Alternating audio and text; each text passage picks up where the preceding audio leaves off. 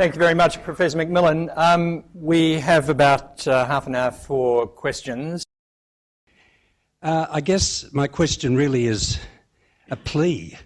Is it possible, do you think, that there could be some way to overcome the disconnect on the part of knowledgeable public servants who are trying to do their duty and politicians who unscrupulously ignore history and go ahead with their own agenda? Oh, if I could answer that, I'd be either a politician or a senior civil servant. It's a very tricky one. I mean, I think it is the role of civil servants to try and tell their political masters what they need to know and try and remind them that they need to keep asking. I mean, I think what history does inculcate in you, and a study and understanding of history, is asking the questions. You know, you never have enough information. You always need to keep asking questions. You need to try and think about it in a new way. And I think, I couldn't agree more. I think it is tricky, though. And of course, politicians, to come to their defense, are under tremendous pressure. They have to make decisions very quickly. They're often expected to respond to very complex situations. I think unrealistically. I mean, I think the press expect a politician to be able to summarize the situation in 2 minutes and have a soundbite in 5 seconds. And that isn't reasonable. I mean, I think, but politicians get into trouble when they say, Barack has said it, they get into trouble when they say, look, this is a very complex issue and I'm going to have to think about it. But that's an honest answer. And quite frankly, I think we in the public should respect that sort of answer and say, good, I'd rather have a politician who thinks about it a bit. But on your comment about people getting Hanoi wrong, it wasn't just the Australians, it was pretty well everyone. The United States got it wrong. I mean, I think they all thought they got caught by communist rhetoric. The communists always talked about a worldwide communist movement and how they all marched together, towards the glorious future. And I think people in the West mistook that rhetoric for the reality, and they assumed that the communist world acted like an army. So big communists told little communists what to do. Well, what we've found since the end of the Cold War is that the big communists found the little communists absolutely infuriating. I mean, the Soviet archives are filled with things saying, those wretched North Vietnamese, they are so stubborn and pig-headed, and they won't do what we tell them. The Chinese found exactly the same thing. And we should have, there were people who said, look, China and Vietnam, Russia and China have different histories. They may all be communists, but they're still Russians, Chinese, and Vietnamese, and they haven't always been friends in the past. And that's, again, I think, where history is a good counterbalance to making the world too simple. Thank you. There's another question here, yeah. Richard Farrago is my name. Thanks very much for speaking to us. You mentioned that at the beginning of your talk that George Bush had a strong sense of history, and then later in your talk you spoke about the more recent history of Iraq. So the question is, do you know how much of the history of Iraq George Bush knew before he made the decision in 2003 to invade Iraq? Yeah, I don't want to be unkind, but I'd say about that much. And that may be unkind. I don't think he did know much. Neither did Tony Blair. There's a very interesting book came out in England where Blair was finally persuaded by his own Foreign Office to have a meeting with Britain's leading Iraq experts. And Britain has quite a lot because of the connection with Iraq. And he had this meeting, and one of them said he wasn't the slightest bit interested in what we had to tell him. At one point, we said, look, don't think it's going to be easy setting up an Iraq civil society again because Saddam Hussein has ground it down so much, and you should be aware that if you get rid of him, you may have real trouble. And this academic said, Blair just looked at me and smiled and said, but Saddam Hussein's a very evil man. And that was the end of the story. I think where Bush uses history, certainly from everything I've been reading recently, is he uses it not so much to inform himself, but to validate himself. He keeps using this phrase, history will judge me. I mean, he's used it so often now, it's not just a one-off thing. He uses it a lot in speeches. He spoke to West Point last June, to the graduating class of the American Military College, and he said, history is going to judge what we've done in Iraq, and history is going to judge me. So I think he looks to history as a way of assuring himself that what he has done is right. And so the things he reads, I mean, he reads about Churchill, he reads about Harry Truman, he's read Alistair Horn's book, and actually had a meeting with Alistair Horn, the author of a book on the War of Independence in Algeria against France. But apparently that book, which should have been a warning, it seems to me, to the Americans that Iraq could be tricky too, when someone said to Bush, but look, the French lost there, and Bush said, yes, that's because they were French. So...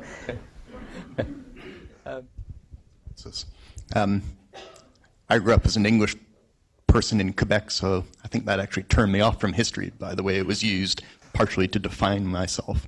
But I have a question. Since you've lived in Canada and the United Kingdom, I was wondering, how do you see how newer countries use history to present themselves versus older countries with longer history? So how would Canada use history, which is much shorter, versus the UK?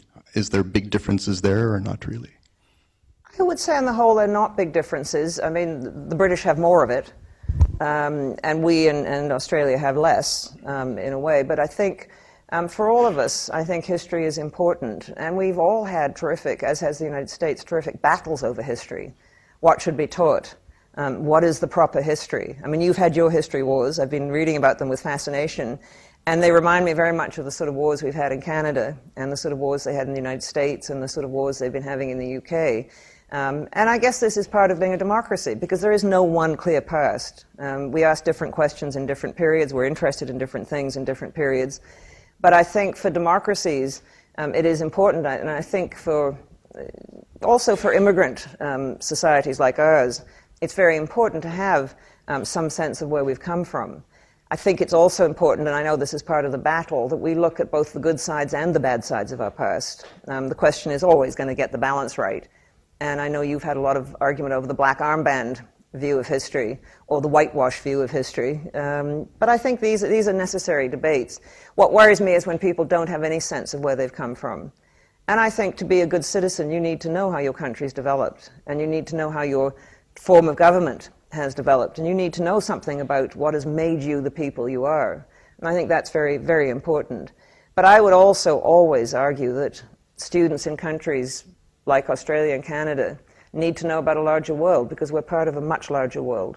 And I think we have to equip our students to deal with that larger world and be able to think about it.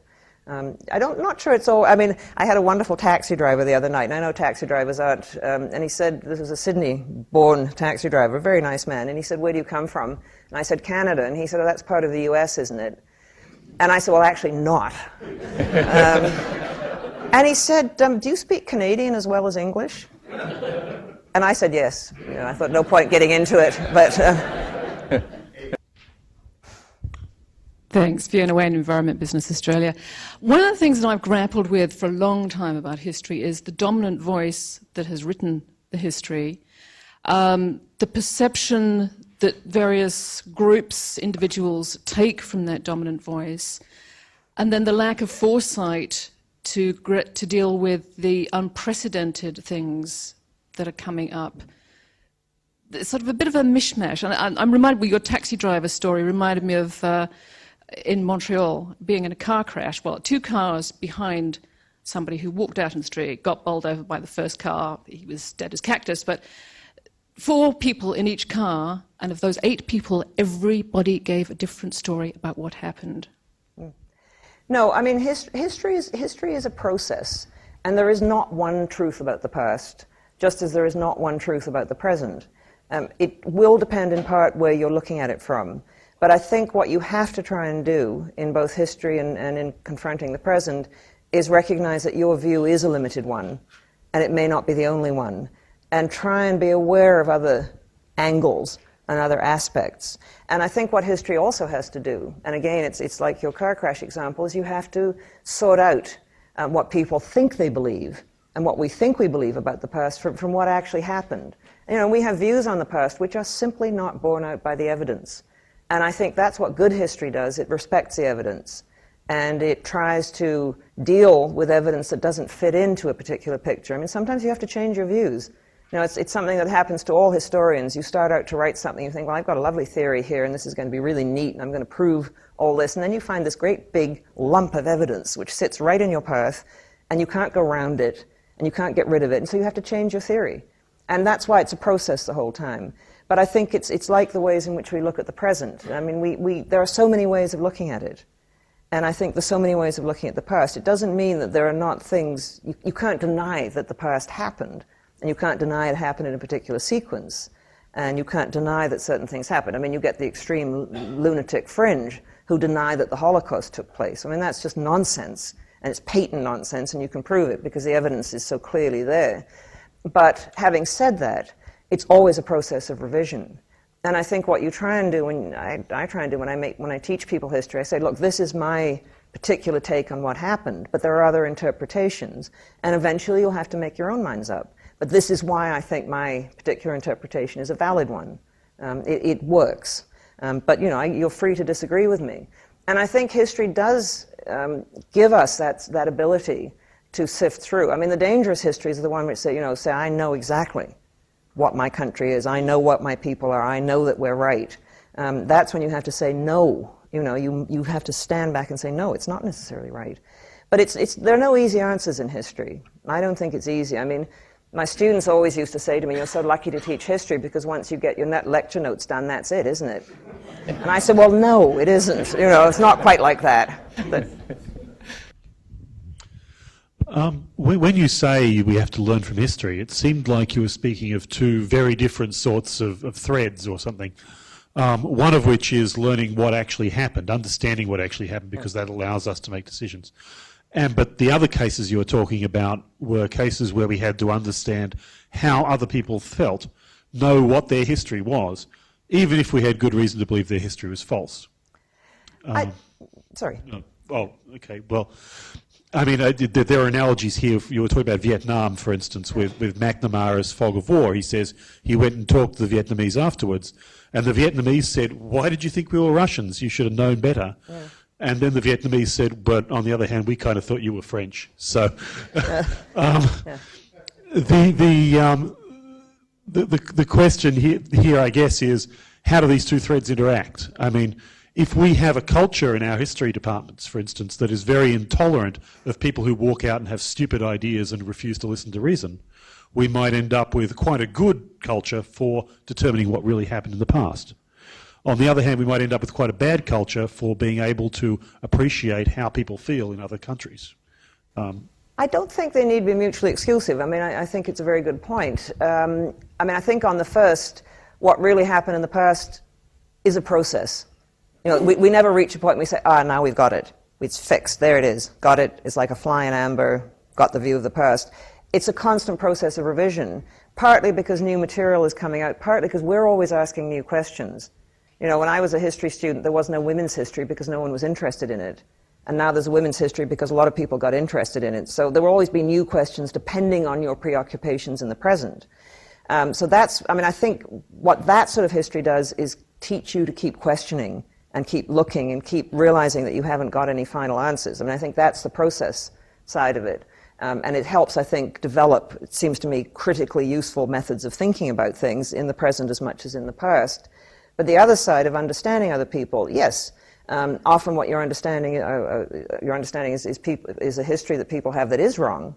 But unless you know how it is they are thinking about the world, then you're missing an element of what makes them what they are. I mean, their view of history may be wrong, and you may eventually be able to argue with them about it. But you need to understand how it is they're seeing the world, and you need to understand what their history has been, because the history that they have gone through, the history of the attitudes of those who went through the Depression are different from the attitudes who lived through the enormously affluent period of the 1950s and 1960s. And I think you miss an element in understanding if you don't understand what histories those people have had. Now, those histories may not be the sort of false nationalist histories, but they may just be the experiences they've had.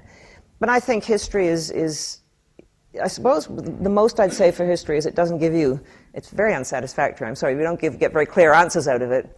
But what it does is help you to think, and it helps you to ask questions. And unless we can ask questions, unless we can say to ourselves, what is it we need to know about these other people? Why are the Vietnamese so bloody-minded and so stubborn? McNamara says in his Fog of War, he said one of the great mistakes we made about the Vietnamese is to think they were just like us. It's a fundamental error. Fundamental. And he should have, and eventually he did. He read Vietnamese history and he realized they came out of a very different world. And they had very different experiences shaping them. You can't understand peoples unless you understand what it is that they have gone through and what sort of memories are handed down, even though those memories may be partial, one-sided, sometimes false, but those memories are very powerful influences on them. I don't know if that answers your complicated questions, but I'm sort of thinking out loud here. Jay Horton from Strategist Partners. My question's about the US, and let us assume that Barack Obama becomes the next president of the US in January next year. What history should we draw upon, both American and non-American, to inform us as to how a black leader in a deeply Western traditional or cultural tradition of a nation such as the US might perform? It's an interesting question. In some ways, Barack Obama is not a typical American black. And in fact, American blacks have said that. He does not come out of a background of slavery. His father was from Africa. And so he doesn't have that long historical memory that a lot of American blacks have, all American blacks have virtually, if they were born in the United States. And so I'm not sure that he is caught in his American blackness in a way that other black American leaders might be. Colin Powell is rather similar. I mean, he came from a Jamaican background, so he came out from outside in a way. I mean, he's part of the system, but he's from outside. And so I don't really see Barack Obama as a black American leader. I mean, I don't think he's gone through the same things, had the same experiences, say, Jesse Jackson. I think he's a very different sort of person, and I'm not sure he would define himself as black all that much. His wife might more, because she comes from an American black background. But I would see more helpful in understanding Obama is understanding American Democrats and American democracy, and simply also the world in which he's grown up. It's a world very different from an older generation of minorities in the US. It's a world in which opportunities have opened up, a world in which it has become possible for a man and a woman to think of being president of the United States. And that's not a world that existed 30 years ago, but Barack Obama has grown up in that world. And so I'm not sure that he would see on himself limits to what he can do. I think more important in understanding him is to understand the democratic traditions which he represents. And he represents, I think, very much the sort of Rooseveltian democratic traditions, and I think he represents very much the international wing of the Democratic Party, a willingness to look out, a willingness to deal with the world and engage with the world. But I think I see him as a very American figure, but I don't see him as a particularly black figure. Next question here. Chris Skinner. Professor, I'd like to return to your theme of the use of history, and one of the uses you mentioned was the ability to provide analogies and precedents. But speaking as a sort of a technocrat, somebody who looks for how to do things, what are the criteria that you would recommend to us, and perhaps you've done this in your book that we haven't seen, what would you recommend to us to use in judging potential precedents and analogies and how to apply them? It's a very good question, and getting the right one is really tricky, but I think what you do is ask whether the fit's right and whether enough is similar. In the case of Saddam Hussein and Hitler, I would argue very strongly that there wasn't enough similar. I mean, what really made Hitler such a menace, I mean, he was a menace to his own people. What made him a menace to the peace of the world was that he was the leader of a very powerful country, probably the most powerful country in Europe. And Saddam Hussein was nothing similar.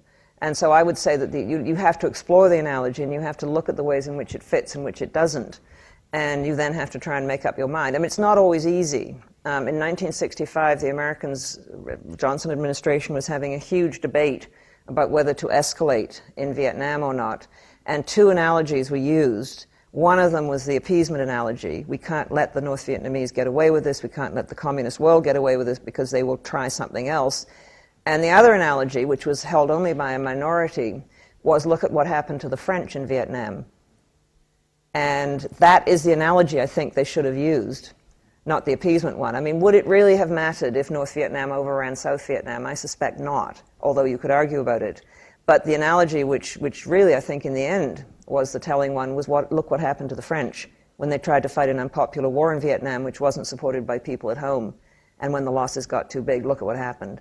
So picking the analogy is difficult, and I think that's why you need to keep an open mind. But when you I mean, I think my impression is what happened in the Bush administration in the lead up to the invasion and occupation of Iraq was that the appeasement analogy was so strong that nobody looked at anything else. And nobody said, you know, we should actually be exploring, we should look at what happened with the British occupation and creation of Iraq in the 1920s. We should at least be keeping alternatives in mind. Now, you can go down the road to madness that way. You can never make up your mind because you're always thinking of analogies. But I think if you're going to use an analogy, and we all use analogies in our lives. We say this is like such and such, or that person is like so-and-so, and then we go along. We have to have ways of making sense of a very complicated world. But I think you have to be prepared to question yourself and say, am I using this analogy because it's really convenient and there it is, it fits nicely and it does what I want it to do and it lets me do what I want to do, or am I really analyzing the situation properly? And I suppose it would be the same. I don't know enough about engineering, for example, but I suppose it would be the same if you look at a bridge. You would say, you know, are there similar models of this sort of bridge which would work in this situation? You know, if you try and build a bridge in a situation where you have tremendous tides and tremendous currents, you better take an analogy of a bridge that's built in the same sort of situation and not one that's built in a peaceful river. So you pick your analogies, but you try and pick out the key ingredients that you're going to need. Professor Andy Corkill, firstly, thank you very much. That was an absolutely fascinating speech. I was wondering, we had a reference earlier to historical precedent. And I just thought, developing the legal analogy, whether you see your role as a historian as being more akin to a judge attempting to determine an objective conception of history, or rather as perhaps an advocate of a subjective conception of history. Oh, I think I suppose I see my role more like a judge, trying to get the fullest picture and trying to weigh all the evidence and trying to come up with something which seems to encompass that. However, as a public, when historians speak out in public, I see us more as gadflies, as saying to people in authority, look, you've got it wrong, you're talking nonsense. For some reason, they don't like to listen to us when we do that.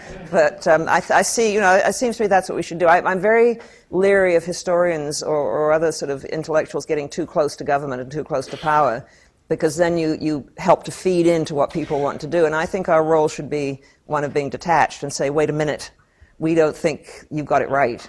As I say, they don't always listen to us, but we should try. It's been a wonderful experience for us to be able to listen to you, Margaret. I'm very grateful to you, and I'm sure everyone here will join me in thanking you.